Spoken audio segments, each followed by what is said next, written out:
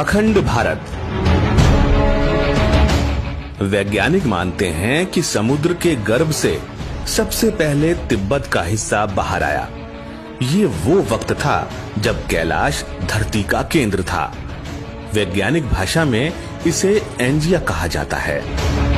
पुराने जमाने में जम्बू द्वीप यानी एशिया को ही रहने योग्य उत्तम स्थान माना गया, जिसमें यूरोप के भी कुछ हिस्से शामिल थे।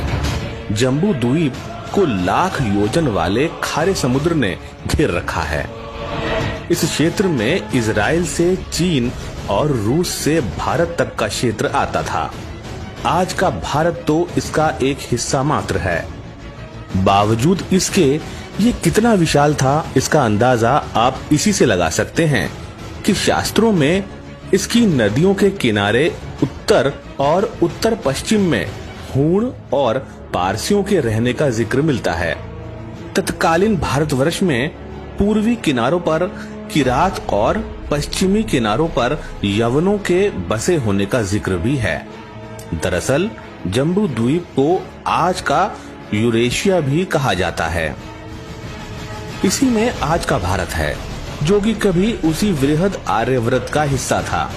अगर आप इस अखंड भारतवर्ष की सीमाओं को समझने की कोशिश करेंगे तो पाएंगे कि Iran, Afghanistan, Pakistan, Nepal, Tibet, Bhutan, Myanmar, Sri Lanka, Maldives, Thailand, Malaysia, Indonesia, Cambodia और वियतनाम से लेकर लाओस तक की सीमाओं को ये अपने आगोश में सिमेटे हुए था।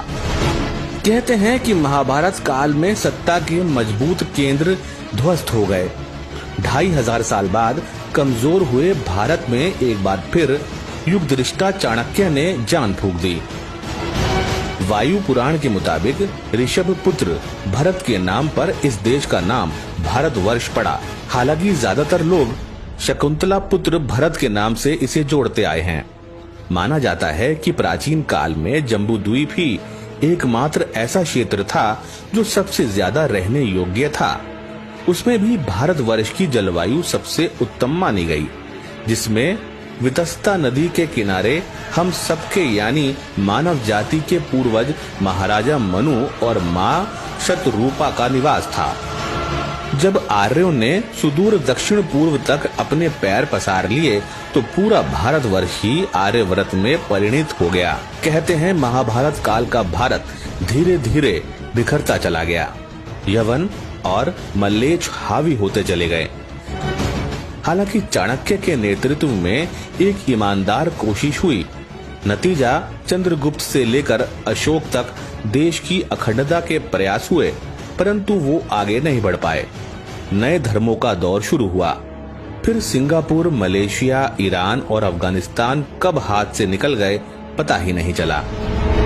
उसके बाद मध्यकाल में हिंदुओं का भयंकर धर्मांतरण हुआ, या यूं कहें कि धर्मांतरित हिंदुओं ने ही पाकिस्तान और बांग्लादेश बना देश को आपस में बांट खाया। जब बुद्ध का समय आया तो भारत 16 बड़े महाजनपदों में बढ़ चुका था। हमारा आकार कितना कम हो चुका, इसका प्रमाण यही है कि एक वक्त वेद संपूर्ण मानव जाति के ग्रंथ थे, लेकिन आज वो हिंदुओं तक सिमट गए हैं। यहूदी हों या ईसाई या फिर मुस्लिम, सब वेदों से तो विमुख हो गए, लेकिन मत्स्य पुराण में वर्णित जल प्रलय की उस कहानी से अपना पिंड नहीं छुड़ा पाए, जो मनु की नाव को लेकर आगे बढ़ी थी। बेहतर होगा एक बार फिर से इस धरा के लोग अगर अपने अतीत की जड़ों की ओर झांकने की कोशिश करें तो खंडता को अखंडता की ओर ले जाने में आसानी होगी।